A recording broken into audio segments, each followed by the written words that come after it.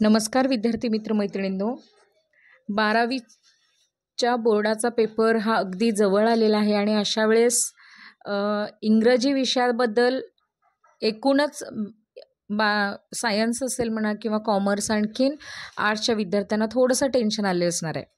पण कसं असतं माहिती आहे का की एखाद्या विषयाबद्दल जेव्हा हे टेन्शन येतं तेव्हा आल्यानंतर त्याबद्दल आपल्याला एक अनामिक अशी भीती असते की माझं पासिंग होईल का किंवा मग मला चांगला स्कोर करता येईल का या पद्धतीने. पण कुठलाही पेपर सोडवत असताना लक्षात घ्या, आधी त्या पेपरचं नेचर समजून घेणं हे खूप गरजेचं आहे. ज्याला आपण नेचर पेपर किंवा प्रश्नपत्रिकेचं स्वरूप ज्याला म्हणतो ते जर व्यवस्थित तुम्हाला माहिती असेल तर तुम्ही निश्चितपणानं छान पद्धतीनं पेपर सोडवू शकता. भलेही तुम्ही समजा आजपासून जरी ठरवलं की मला इंग्रजीचा अभ्यास करायचा आहे अगदी आजपासून, तरीसुद्धा मला हे सांगायचं आहे की त्याच्या अगोदर हा जो व्हिडिओ आहे यात एक 10-15 मिनटाच्या व्हिडिओमध्ये तुम्ही हा व्हिडिओ शांतपणे बघितल्यानंतर तुमच्याकडे जो प्रिव्हियस इयरचा क्वेश्चन पेपर आहे तो तुम्ही जे गाईड घेतलं असेल ते म्हणा किंवा 21 अपेक्षित घेतलं असेल ते जे काही तुमच्याकडे शैक्षणिक मटेरियल तुम्ही घेतलेलं आहे तर त्याच्यामध्ये ना ती प्रश्नपत्रिकेचं जे स्वरूप मी सांगितलेलं आहे तर त्या पद्धतीने ते प्रश्न आहेत का हे समजून घ्या आणि आपण कुठे स्ट्रॉंग आहोत, आपल्याला काय जमू शकतं छान पद्धतीनं आणि आत्ता आपल्याला 11th आवरला काय ड्रॉप करायचं आहे हे ज्याला समजलं आणि त्या पद्धतीनं जर तुम्ही अभ्यासाला लागलात तर निश्चितपणानं मला असं वाटतं की तुम्ही छान पद्धतीने स्कोअर करू शकताय. आफ्टरऑल तुम्हाला चांगले मार्क्सही मिळू शकतात. मग आता या ठिकाणी मला सांगायचं हे आहे की जो आपला 80 मार्काचा क्वेश्चन पेपर असतो तर त्या प्रश्नपत्रिकेमध्ये ना जे एकूण सेक्शन आहेत ते एकूण 4 सेक्शन आहेत, हे आधी समजून घ्या. ठीक आहे, एकूण 4 सेक्शन आहेत. पहिला जो सेक्शन आहे तो प्रोजचा आहे, सेकंड जो आहे तो पोएट्रीचा आहे, थर्ड जो आहे तो रायटिंग स्किल आहे आणि फोर्थ जो आहे तो नॉवेल आहे. म्हणजे तुम्ही तुमचं जे टेक्स्टबुक आहे ना तर त्या टेक्स्टबुकमध्ये तुम्ही जर सेक्शन बघितले तर सेम तेच आहेत.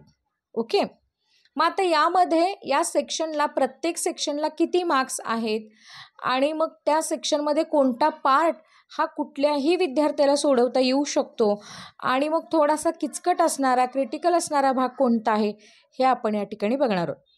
तर सर्वात आधी आपण पाहूयात प्रश्न क्रमांक 1. याच्यामध्ये पहिला जो पॅरेग्राफ दिला जातो की नाही, आता तुम्हाला या स्क्रीनवरती दिसत असणार आहे बाळांनो, ही जी प्रश्नपत्रिका आहे ती बोर्डाची प्रश्नपत्रिका आहे. याच्यामध्ये जे प्रश्न विचारलेले आहेत, आता तुम्ही सेक्शन फर्स्ट प्रोज असं बघत असाल, reading for comprehension, language study, summary and mind mapping, हे सगळे प्रश्न याच्यामध्ये इनडायरेक्टली कव्हर होतात. फर्स्ट क्वेश्चन काय आहे, read the extract and complete the activities given below, 12 mark आहेत. आता हा जो दिलेला पॅराग्राफ दिसतो की नाही तुम्हाला पॅसेज, हा जो पॅसेज आहे तो सीन पॅराग्राफ असतो. हो, क्वेश्चन पहिल्यातला जो ए आहे तो क्वेश्चन तुम्हाला काय आहे, सीन पॅराग्राफ आहे. म्हणजे आपण जे टेक्स्टबुकमध्ये हाताळतो तेच प्रश्न टेक्स्टबुकमध्ये जे लेसन वाचलेले आहेत, जे एकूण 8 युनिट आहेत की नाही तुम्हाला, तेच या ठिकाणी दिलेले आहेत. आता याच्यावरती जे प्रश्न विचारलेले आहेत ते प्रश्न आता मी या ठिकाणी तुम्हाला दिसत असतील विथ आन्सरसुद्धा आहेत. तुम्ही पॉज करून तुम्ही याचा स्क्रीनशॉटसुद्धा या ठिकाणी घेऊ शकता आणि या पद्धतीने ते क्वेश्चन्स विचारले जातात. Read and rewrite the following sentence and state whatever they true or false. Okay, या पद्धतीनं अगदी साधे प्रश्न असतात, पण ते साधे म्हणत असताना सुद्धा त्याच्यामध्ये सुद्धा थोडासा किचकटपणा या ठिकाणी तुम्हाला बघायला मिळतो. त्याच्यानंतर आहे त्याचा A2 क्वेश्चन. A2 क्वेश्चनमध्ये आता तुम्ही बघू शकता की मॅच द पेअर आहे. आता मॅच द पेअर जे काही आहेत ते या ठिकाणी तुम्हाला बघायला मिळाले असतील की या ठिकाणी काही वर्ड्स दिलेले आहेत. आता ते वर्ड्स जे आहेत त्याचे विच मीन्स या ठिकाणी काय केलेले आहेत तुम्हाला दिलेले आहेत. A3 जो आहे तो गिव्ह द रिझन आहे. आता याचं जे काही रिझन आहे ते रिझनिंग क्वेश्चन आहे, त्यामुळं त्या पद्धतीने त्याचेही 2 मार्क तुम्हाला असणार आहेत. त्याच्यानंतर A4 जो काही आहे तो सुद्धा या ठिकाणी थोडासा BQ आहे. A5 जो क्वेश्चन असणार आहे तो ग्रामरचा क्वेश्चन असणार आहे. मग आता हा जो ग्रामरचा क्वेश्चन आहे त्यानंतर येतो A4 जो आहे तो थोडासा डिस्क्रिप्टिव्ह असणार आहे. मग येतो A5 क्वेश्चन. A5मध्ये तुम्हाला या ठिकाणी दिसत असणारे 2 मार्क आहेत. आता या 2 मार्कांसाठी ग्रामरचे अगदी साधे प्रश्न विचारलेले असणार आहेत. याच्यामध्ये तुम्ही बघू शकता की टेन्सशी रिलेट करणारे प्रश्न असणार आहेत. घाबरायचं नाही आहे. मी व्हिडिओच्या शेवटी तुम्हाला जे IMP ग्रामरचे जे काही टॉपिक आहेत ते तुम्हाला सांगणार आहे, जेणेकरून तुम्हाला या ठिकाणी थोडंसं कमी वेळेमध्ये आणखीन बऱ्यापैकी छान तयारी करू शकाल तुम्ही. त्यामुळे व्हिडिओ प्लीज शेवटपर्यंत बघा. कदाचित मध्येही मी तुम्हाला ते टॉपिक सांगेन या ठिकाणी, कारण कसं आहे की पूर्ण जेव्हा क्वेश्चन पेपरचं ॲनालिसिस कराल ना, तेव्हा ग्रामरचे किती प्रश्न आहेत, एकूण किती मार्कांसाठी ग्रामर आहे, हे तुम्हाला अगदी बरोबर कळेल. त्याच्यानंतर आहे A6 हा जो काही व्होकॅब्लरीचा आहे. याच्यामध्ये तुम्हाला विच मीन्स विचारले जातील किंवा मग त्याचे ॲडजेक्टिव्ह फॉर्म, नाऊन फॉर्म हे या ठिकाणी विचारले जाणार आहेत. त्याच्यानंतर आहे B1. आता B1 जो आता या ठिकाणी तुम्ही बघू शकता की A4 जो आहे तो या ठिकाणी थोडासा डिस्क्रिप्टिव्ह असणार आहे. त्याच्यानंतर A5 जो आहे ना, तो प्रश्न ग्रामरचा असणार आहे. आता या ठिकाणी यालासुद्धा 2 मार्क आहेत. मग आता हे जे 2 मार्काचं ग्रामर आहे याच्यामध्ये तुम्ही बघू शकता की टेन्सशी रिलेट करणारे प्रश्न तुम्हाला या ठिकाणी विचारले जाऊ शकतात किंवा यूज टूच्या क्वेश्चन या ठिकाणी विचारले जाऊ शकतात. विद्यार्थी मित्रमैत्रिणींनो, मला तुम्हाला या ठिकाणी आणखीन एक गोष्ट अशी सांगायची आहे की व्हिडिओ शेवटपर्यंत बघा, कारण या व्हिडिओमध्ये ना कदाचित मध्ये किंवा शेवटी ग्रामरचे जे IMP टॉपिक आहेत, आता या ठिकाणी तुम्ही बघू शकता की अगदी पहिलीपासूनच आपल्याला बऱ्यापैकी ग्रामर स्टार्ट होतं. तर 12वीपर्यंत एकूण ग्रामरचे असे किती टॉपिक आम्ही करायचे की जेणेकरून आम्हाला 12वीचा इंग्रजीच्या बोर्डाचा जो पेपर आहे तो छान जाईल किंवा त्याचं आम्हाला टेन्शन राहणार नाही. कारण आता या सध्या परिस्थितीला कसं होतं की लेसन आणि पोएमपेक्षा सगळ्यात जास्त टेन्शन तुम्हाला ग्रामर, रायटिंग स्किल आणि नॉवेल्स आलेलं असणार आहे. माझ्या यूट्यूब चॅनलवरती बाकीचे नॉवेलचेही खूप सगळे व्हिडिओ आहेत किंवा तुमच्या लेसनबद्दलही डिस्क्राईब केलेले आहेत, पोएमबद्दलही आहेत, मराठीमध्ये भाषांतरित केलेले. तुम्ही जाऊन तेही बघू शकता. आणि शिवाय सगळ्यात महत्त्वाचं म्हणजे रायटिंग स्किल, प्रत्येक गोष्टी म्हणजे प्रत्येक टॉपिकवरती या ठिकाणी अगदी बारकाव्यासहित तुम्हाला या ठिकाणी त्याचे व्हिडिओ बघायला मिळणार आहेत. त्यामुळे ते सुद्धा बघायला विसरू नका. चॅनलवरती नवीन असाल तर सबस्क्राईब करायला विसरू नका. आणि जर या ठिकाणी व्हिडिओ आवडला तर लाईक करा आणि प्लीज एका तुमच्याच आवडत्या मित्रमैत्रिणींपर्यंत, गरजू मित्रमैत्रिणींच्यापर्यंत शेअर करायला मात्र विसरू नका. कारण यामध्ये कसं होतं की 1ली ते पूर्ण 12वीपर्यंत इतके ग्रामरचे चॅप्टर आहेत, टॉपिक आहेत की नेमके कोणते करायचे, असे काही IMP आहेत की अगदी जे 7-8 खूप महत्त्वाचे टॉपिक आहेत ते मी तुम्हाला सांगणार आहे, जेणेकरून तुम्ही अगदी ज्याला आपण म्हणतो की नाही की रॅपिड रिव्हिजन करून तुम्ही इझिली चांगले मार्क्स या ठिकाणी काय करू शकता, मिळवू शकता. मग आता याच्यानंतर ग्रामरचा क्वेश्चन झाल्यानंतर A6 जो आहे तो व्होकॅब्लरीचा असतो, ज्याच्यामध्ये तुम्हाला काही वर्ड्स दिलेले असतात आणि ते वर्ड्स आपण काय करतो, रीड करतो. आता हा तर होता सीन पॅरेग्राफ आणि त्याच्या संदर्भातले क्वेश्चन्स. ओके. त्याच्यानंतर येतो तो म्हणजे B1 आहे. मग आता B1मध्ये तुम्ही बघू शकता की हा जो आहे तो ग्रामरचा स्पेशल क्वेश्चन असतो, म्हणजे ग्रामर संदर्भातले सगळे प्रश्न या ठिकाणी विचारले जातात आणि हा एकूण 3 मार्कांचा असतो. पहिलं जे असतं ते ग्रामर संदर्भातलं जे क्वेश्चन विचारले जातात या ठिकाणी 2 मार्कांचा असतो आणि स्पॉट एरर 1 मार्काचा असतो. तुम्ही घाबरू नका स्पॉट एररला. अगदी सोपा प्रश्न विचारला जातो. अगदी आर्ट्स, कॉमर्स आणि सायन्स या तिन्ही फॅकल्टीच्या मुलांना छान पद्धतीनं सोडवता येईल इतका हा स्पॉट एरर सोपा असतो. पहिल्यांदा बघितल्यानंतर आपल्याला असं वाटतं की अरे नाही खूप कठीण असेल, पण तसं नाही आहे बरं का. त्यामुळे बऱ्याचदा बघता क्षणी कठीण वाटणार आहे किंवा आपण एक कल्पना करतो की नाही स्पॉट एररसारखा क्वेश्चन नक्कीच किचकट आहे, अवघड असणार आहे, पण तसं नाही आहे. अगदी छोट्या छोट्या गोष्टीच विचारलेल्या आहेत, फक्त थोडंसं काळजीपूर्वक आणि लक्षपूर्वक सोडवणं गरजेचं आहे. तर हा जो B आहे तो फक्त 3 मार्कांचा असणार आहे. ठीक आहे. आता याच्यानंतर जाऊयात आपण प्रश्न क्रमांक 2कडे. 2A जो आहे तो मात्र अनसीन पॅरेग्राफ आहे बरं का. मग आता हा अनसीन पॅरेग्राफच्या क्वेश्चनची स्ट्रॅटेजी पण मागे बघितलं पण सेम त्याच पद्धतीनं असणार आहे. याचेसुद्धा किती एकूण 12 मार्क असणार आहेत. पहिला जो आहे तो ऑब्जेक्टिव्ह असणार आहे. A2 जो काही असणार आहे तो या ठिकाणी तुम्हाला थोडासा डिस्क्रिप्टिव्ह लिहावा लागणार आहे. या ठिकाणी रिझन विचारले जाणार आहेत किंवा अकॉर्डिंग टू विचारलं जाणार आहे. त्याच्यानंतर A3 हा सुद्धा थोडासा डिस्क्राईब, म्हणजे आपण एक स्ट्रॅटेजी लावतो बघा. म्हणजे मला खास करून त्या विद्यार्थ्यांना सांगायचं आहे, ज्यांना असं वाटतं की एखादा पॅराग्राफ दिला आणि त्या पॅराग्राफवरती म्हणजे परिच्छेदावरती इंग्रजीच्या त्यातल्या त्यात तर तो पॅराग्राफ दिल्यानंतर आपल्याला असं वाटतं की एखादा त्याच्यावरती प्रश्न विचारल्यानंतर त्या प्रश्नातला एखादा नेमका शब्द आपण उचलतो आणि तो पॅराग्राफमध्ये किंवा परिच्छेदामध्ये कुठे आहे तो शोधून त्याच्या आधीच्या 2 ओळी आणि नंतरच्या 2-3 ओळी आपण लिहायची एक साधारण सवय असते आपल्याला. हे केव्हा होतं? ज्यांचं इंग्रजी अगदी कच्चं आहे त्यासुद्धा माझ्या मित्रमैत्रिणींना मला हे सांगायचं आहे की इथं मात्र ते करून चालणार नाही बरं का. तुम्हाला पॅराग्राफ बऱ्यापैकी वाचून त्याचा अर्थ लावता आला तरच आपल्याला या प्रश्नांची उत्तरं देता येणार आहेत. त्यामुळं मोघमावरती असं काहीही होत नाही. त्याच्यामुळं बऱ्यापैकी तुम्ही जो टुक्का लावणार आहात तो तिथं कदाचित ठीकही असेल, पण तुम्हाला अपेक्षित मार्क मात्र नक्कीच मिळवून देणार नाही. त्यामुळे एकदा ट्राय करा, वाचून मगच सोडवण्याचा प्रयत्न करा. त्याच्यानंतर आहे A3 हा जो आहे तो पर्सनल रिस्पॉन्स बेस्ड क्वेश्चन असतो. याच्यामध्ये अपेक्षा आहे हा पर्सनल बेस आहे. त्याच्यानंतर आहे A4 जस्टिफिकेशन देणारं किंवा तुम्ही असतात तर काय केलं असतं किंवा हे योग्य आहे का या पद्धतीचे किंवा या अर्थाचे प्रश्न या ठिकाणी विचारले जातात. A5 जो आहे तो 2 मार्कांचा आहे. ॲज युज्युअल मगाशी बघितलं तसं ग्रामरचा प्रश्न असणार आहे. तर तुम्ही या ठिकाणी बघू शकता ग्रामरचे question. Identify the correct active voice, change the voice आणि सेकंड जो काही आहे तो या ठिकाणी विचारलेला आहे की करेक्ट सिम्पल सेंटेन्स म्हणजे सिम्पल कॉम्प्लेक्स आणि कंपाऊंड या प्रकारातला हा एक क्वेश्चन विचारला गेलेला आहे. त्याच्यानंतर A6 जो काही आहे तो या ठिकाणी व्होकॅब्युलरीचा आहे. आता या क्वेश्चनला सुद्धा स्वतंत्र बी क्वेश्चन एक आहे. मग आता हा जो काही बी आहे तो रायटिंग स्किलशी संदर्भात आहे बरं का.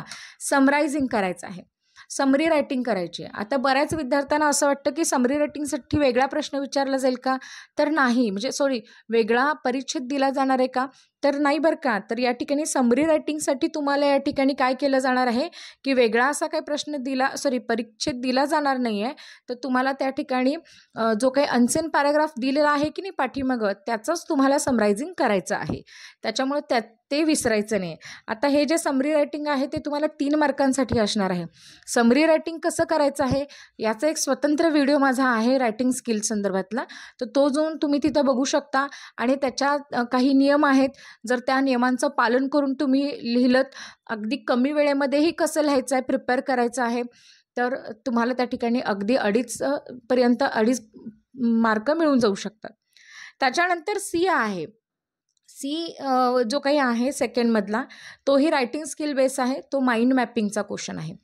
तर विद्यार्थ्यांना मला या ठिकाणी एक सगळ्यात महत्त्वाची गोष्ट सांगायची, विसरू नका बरं का. एकतर माइंड मॅपिंग येऊ शकतं किंवा या ठिकाणी तुम्हाला आणखीन एक प्रश्न विचारला जाऊ शकतो. तो म्हणजे या ठिकाणी माइंड मॅपिंग बरोबर अजून एक प्रश्न असतो. तो म्हणजे माइंड मॅपिंग संदर्भातला प्रश्नच या ठिकाणी घेतला जातो. एकतर माइंड मॅपिंग असतो किंवा मग पुढचा आणखीन एक क्वेश्चन आहे तो. यामध्ये चॉईस जो काही आहे नोट मेकिंग एक प्रश्न आहे. तर या ठिकाणी तुम्हाला चॉईस नाही आहे. तर तुम्ही दोन्हीही प्रश्न या ठिकाणी करायचे आहेत. दोन्हीपैकी कुठलाही एक प्रश्न या ठिकाणी तुम्हाला विचारला जाऊ शकतो. त्यामुळे माइंड मॅपिंग आणखी नोट मेकिंग हे दोन्ही जे काही प्रश्न आहेत ते तुम्ही करून ठेवायचे आहेत. आता या ठिकाणी माइंड मॅपिंग नेमकं कसं करायचं असतं, माइंड मॅपिंगमध्ये कोणत्या गोष्टी गरजेच्या आहेत, बोर्डाला पेपर तपासत असताना माइंड मॅपिंगमध्ये नेमक्या काय गोष्टी बघितल्या जातात. बरेचदा विद्यार्थ्यांचा एक गैरसमज होतो की वरवर व्हिडिओ बघतात आणि त्यातले बारकावे बघितले जात नाहीत. तर त्याच्या संदर्भातलाही एक व्हिडिओ आहे, तर तुम्ही तोही नीट बघा जेणेकरून तुम्हाला याचे जे काही 3 मार्क आहेत ते इझिली मिळून जाऊ शकतील. आता यामध्ये सगळ्यात महत्त्वाचं आहे की नोट मेकिंगला पैकीच्या पैकी मार्क मिळवू शकताय तुम्ही, अगदी 3 पैकी 3 मार्क. पण ते कसे मिळवायचे त्याच्यासाठी नेमकी काय स्ट्रॅटेजी आहे म्हणून सांगते की तो जो काही व्हिडिओ आहे माझ्या यूट्यूबला तर तो जरूर जाऊन बघा जेणेकरून तुम्हाला या ठिकाणी त्याच्या संदर्भातली शंका राहणार नाही. त्याच्यानंतरचा आहे पुढचा क्वेश्चन, तो म्हणजे थर्ड क्वेश्चन पोएमचा आहे. आता विद्यार्थी मित्रमैत्रिणींनो तुम्हाला एक सांगायची गोष्ट अशी आहे की हा जो क्वेश्चन 3 आहे, क्वेश्चन 3मध्ये जो काही ए आहे तो सीन पोएम आहे. म्हणजे दोन्ही पोएम ज्या काही विचारल्या जाणार आहेत ना त्या दोन्हीसुद्धा पोएम तुम्हाला सीनच असणार आहेत. त्यामुळं सीन अनसीन हा भाग फक्त पहिल्या 2 प्रश्नांमध्येच असणार आहे टेक्स्ट बाबतीतच. बाकी इतर कुठल्याही बाबतीमध्ये तुम्हाला या ठिकाणी अनसीन पॅरेग्राफ किंवा अनसीन पोएम दिसणार नाही आहे. मग आता या ठिकाणी पोएमसाठी विचारला जाणारा जो काही पहिला क्वेश्चन आहे तो या ठिकाणी जस्टिफाय करणारा आहे. तुम्हाला एक करेक्ट आन्सर जो काही आहे किंवा करेक्ट ऑप्शन जो काही आहे तो या ठिकाणी काय करायचा आहे, चूज करायचा असतो किंवा त्याचा सिक्वेन्स लावायचा असतो. अगेन किंवा त्याच्याशी सिमिलर असणारे जे काही क्वेश्चन्स असतात ते घ्यायचे असतात. नेक्स्ट आहे तो म्हणजे व्हेरियस आस्पेक्ट्स ऑफ ब्युटी या संदर्भातले काही क्वेश्चन्स या ठिकाणी दिलेले आहेत. म्हणजे ओव्हरऑल काय की डिस्क्रिप्टिव्ह आहे. A2, A3 आणि A4 हे जे काही आहे, A2 आणि A3 हे जे काही डिस्क्रिप्टिव्ह आहेत. A4 जो काही आहे तो A4 हा तुमच्या फिगर ऑफ स्पीचशी रिलेट करणारा क्वेश्चन विचारला गेलेला आहे आणि त्याच्यानंतर A5 जो काही आहे तो पर्सनल रिस्पॉन्स असणार आहे. त्याच्यानंतर बी जो आहे ॲप्रिसिएशनबद्दल विद्यार्थ्यांना बरीच अडचणी येतात की ॲप्रिसिएशन नेमकं लिहायचं कसं. तर तुम्हाला सांगते की ॲप्रिसिएशन लिहत असताना या ठिकाणी सगळ्यात महत्त्वाचं आहे की तुम्हाला एक बी जी काही आहे बी जो काही क्वेश्चन आहे तर त्यामध्ये तुम्हाला इथं ऑलरेडी एक पोयम दिलेलीच ते त्या पोयम संदर्भातलं तुम्हाला ॲप्रिसिएशन लिहायचं असतं किंवा मग तुम्हाला वेगळी पोयम म्हणजे तुमच्याच टेक्स्टमधली पण दुसरी पोयम दिली जाते तिचं ॲप्रिसिएशन लिहायचं असतं. म्हणजे इथं क्वेश्चन आन्सर नसतात. क्वेश्चन आन्सर हे फक्त पहिल्या पोयमसाठी असतात, ते 4 मार्कांचे असतात. ते एकूण किती मला वाटतं A4पर्यंत 8 मार्कांचं आहेत आणि नंतरची जी आहे पोयम ती ॲप्रिसिएशन हे एकूण 4 मार्कांचं असतं. असं एकूण किती मार्कांचं आहे, एकूण पोयमसुद्धा 12 मार्कांची आहे. त्याच्यानंतर आपला नेक्स्ट सेक्शन चालू होतो तो म्हणजे सेक्शन 3 रायटिंग स्किल. आता रायटिंग स्किलमध्ये या ठिकाणी तुम्ही बघू शकता की प्रत्येक वेळेस एकास एक असा ऑर असतो, परंतु रायटिंग स्किलला मात्र एकास 2 असे ऑर आहेत. म्हणजे रायटिंग स्किलचे एकूण 3 प्रश्न तुम्हाला विचारले जाणार आहेत आणि 3 पैकी तुम्हाला एक अटेम्प्ट करायचा आहे. याच्यामध्ये पहिला जो आहे तो सिक्वेन्स हाच राहणार आहे बरं का. पहिला जो क्वेश्चन आहे त्याच्यामध्ये ए बघूयात. एकूण 16 मार्कांचा हा सेक्शन असणार आहे. एमध्ये 3 प्रश्न विचारले जाणार आहेत. पहिला जो आहे तो म्हणजे या ठिकाणी ड्राफ्ट व व्हर्च्युअल मेसेज आहे. आता याच्यामध्ये व्हर्च्युअल मेसेज कसे लिहायचे आहेत, काय लिहायचे आहेत या संदर्भातलाही एक स्वतंत्र व्हिडिओ आहे केलेला, तर तुम्ही तोही बघू शकता. त्याच्यानंतर आहे SOP स्टेटमेंट ऑफ पर्पज आहे. अगेन तिसरा जो प्रश्न आहे या ठिकाणी ग्रुप डिस्कशन आहे. म्हणजे ग्रुप डिस्कशन, SOP आणि ड्राफ्ट ऑफ मेसेज या 3 पैकी कुठलाही एक चूज करायचा आहे. लक्षात घ्या विद्यार्थी मित्रमैत्रिणींनो, एकूण 3 प्रश्नांपैकी कोणता प्रश्न तुम्ही कमी वेळेसाठी चूज करता आणि मार्क्ससुद्धा चांगले मिळवायचे असतील तर नेमका कोणता प्रश्न आपण निवडायला पाहिजे याचं सुद्धा गांभीर्य लक्षात घ्या. त्याच्यानंतर येतो तो म्हणजे क्वेश्चन बी. आता यामध्ये क्वेश्चन बी मधला पहिला जो आहे तो ईमेल आहे. त्याच्यानंतर दुसरा जो काही विचारला गेला आहे तो रिपोर्ट रायटिंग आहे आणि तिसरा आहे तो इंटरव्ह्यू क्वेश्चन. आता या तिन्हीपैकी एक तुम्हाला करायचं आहे. आता या तिन्हीपैकी एकाची जरी चांगली तयारी तुम्ही करून गेलात तरीसुद्धा तुम्ही काय करू शकता, चांगले मार्क मिळवू शकता. पण त्याची निवड नेमकी कोणती करायची आहे हे बघा, जेणेकरून या सेक्शनला येईपर्यंतच तुमच्या 3 तासातले जवळजवळ 1.25 तास हे संपलेले असणार आहेत. त्यामुळे राहिलेल्या वेळेमध्ये तुम्हाला पुन्हा सेक्शन 4कडे सुद्धा बघायचं आहे. तर ती संधी घालवू नका. त्यामुळे या ठिकाणी कमी लिखाणामध्ये जास्तीत जास्त मार्क्स मिळवले जातील असे प्रश्न निवडा.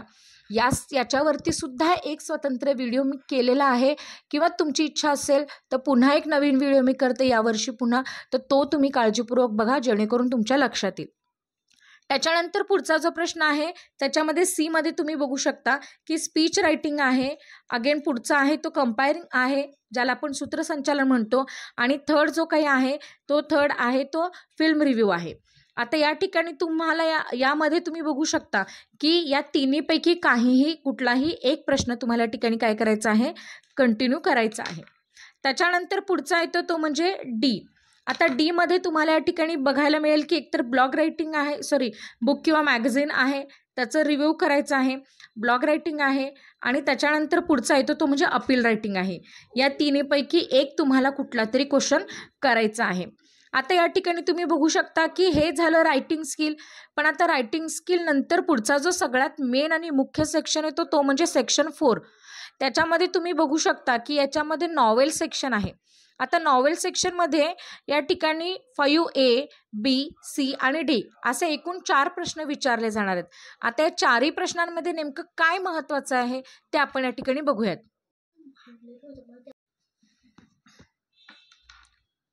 यानंतर येतो तो चौथा सेक्शन ज्याच्यामध्ये आपण बघू शकतो की नॉवेल हा भाग आहे. आता नॉवेलमध्ये एकूण 4 नॉवेल अभ्यासायला आहेत. त्यातल्या 3 नॉवेल या नॉवेल आहेत आणि पहिला जो काही लेसन आहे म्हणजे नॉवेल सेक्शनमध्ये पहिला जो टॉपिक आहे तो नॉवेलबद्दल माहिती दिलेला आहे. म्हणजे नॉवेल कशी तयार होते, नॉवेलचे मुख्य भाग कुठले आहेत, काय आहेत, तर या संदर्भातली माहिती ही पहिल्या टॉपिकमध्ये आहे नॉवेल सेक्शनच्या. आणि राहिलेल्या तिघांमध्ये 3 जे टॉपिक आहेत ते नॉवेल आहेत. ठीक आहे. तर याच्यामध्ये पहिला जो क्वेश्चन आहे की नाही नॉवेल सेक्शनचा 5A, तो 5A हा जो क्वेश्चन आहे ना तो पहिल्याच नॉवेलवरती विचारला जातो आणि तो ऑब्जेक्टिव्ह असतो, हे विसरू नका. त्याच्यानंतर सेकंड जो क्वेश्चन आहे तो सेकंड नॉवेलवरती विचारला जातो. याच्यामध्ये तुम्हाला 2 प्रश्न 2-2 मार्कांचे विचारले जाणार आहेत. त्याच्यामध्ये सेटिंग असेल, प्लॉट असेल, सेंट्रल आयडिया असेल, एखाद्या पर्टिक्युलर कॅरेक्टरिस्टिकबद्दल विचारलं असेल, जस्टिफाय असेल किंवा एक पर्सनल पॉईंट ऑफ व्ह्यू असेल, या संदर्भातले क्वेश्चन किंवा या अर्थाचे प्रश्न जे काही आहेत त्याच्यामध्ये विचारले जाणार आहेत. त्याच्यानंतर थर्ड जो आहे तो ऑब्व्हियसली मी मगाशी म्हणाले त्या पद्धतीनं तुम्हाला या ठिकाणी काय केलं जाणार आहे की तिसरा जो क्वेश्चन आहे तो तिसऱ्या नॉवेलवरती आणि चौथा जो क्वेश्चन आहे तो चौथ्या नॉवेलवरती विचारला जाणार आहे. एक्झाम्पल थ्रू या ठिकाणी बोर्डाच्याच क्वेश्चन पेपर या ठिकाणी दिलेले आणि खाली काही त्याचे आन्सरसुद्धा या ठिकाणी अपेक्षित उत्तरसुद्धा या ठिकाणी दिलेले आहेत. स्क्रीनशॉट घेऊन तुम्ही या ठिकाणी काय करू शकता, या ठिकाणी तुम्ही लर्नसुद्धा करू शकता किंवा एक्झॅक्टली आन्सर काय अपेक्षित आहे ते या ठिकाणी बघू शकता. आय होप की तुम्हाला या ठिकाणी आपल्या संपूर्ण प्रश्नपत्रिकेचं स्वरूप समजलेलं असणार आहे. पण सेक्शन 3 जो काही आहे, सेक्शन 3मध्ये नेमके कोणते प्रश्न निवडायचे आहेत आणि कोणत्या प्रश्नांना निवडल्यानंतर तुम्ही छान स्कोअर करू शकता या संदर्भातला एक स्वतंत्र व्हिडिओ तयार केलेला आहे, तुम्ही तो जाऊन बघू शकता. आणि मी सुरुवातीला म्हणाले होते की ग्रामरचे पहिल्यापासून ते शेवटपर्यंत पहिलीपासून ते 12वीपर्यंतचे जे काही ग्रामरचे टॉपिक आहेत त्यातल्या त्यात सगळ्यात महत्त्वाचे टॉपिक कुठले आहेत तर ते घ्या लिहून. आता याच्यामध्ये पहिला जो आहे तो आहे आर्टिकल, प्रिपोजिशन, टेन्स, त्याच्यानंतर change the voice, direct indirect, degree, compound, complex आणि सिम्पल. त्याच्यानंतर एबल, अनेबल, यूज टू आहे. असे एकूण 9 टॉपिक. जिरंड इन्फिनिटिव्ह सुद्धा खूप महत्त्वाचं आहे. त्याच्यानंतर मॉडेल ऑक्झिलरीज. हे जे काही क्वेश्चन आहेत हे खूप महत्त्वाचे आहेत. हे काही IMP टॉपिक आहेत. एवढे जरी म्हणजे अगदी सगळं करत बसण्यापेक्षा तुम्ही इतकं जरी केलं तरीसुद्धा मिनिमम यातले काही प्रश्न, काही टॉपिकवरती प्रश्न हे विचारले जातातच, जेणेकरून तुम्हाला या ठिकाणी सगळ्यात महत्त्वाचा म्हणजे टेन्स आहे, तो मी विसरले सांगायला. टेन्समध्ये 2 पद्धतीने प्रश्न विचारले जातात. एक तर टेन्सचा टाईप कुठला आहे तो विचारला जाणार आहे आणि दुसरा आहे तो कन्वर्ट करायला सांगितला जाणार आहे. त्याच्यामुळे टेन्स जो काही आहे तो परफेक्ट करून जा. साधारण 2 मार्काला टेन्स पडणार आहे आपल्याला, त्याच्यामुळे काळजीपूर्वक अभ्यास करा. All the best. थँक्यू.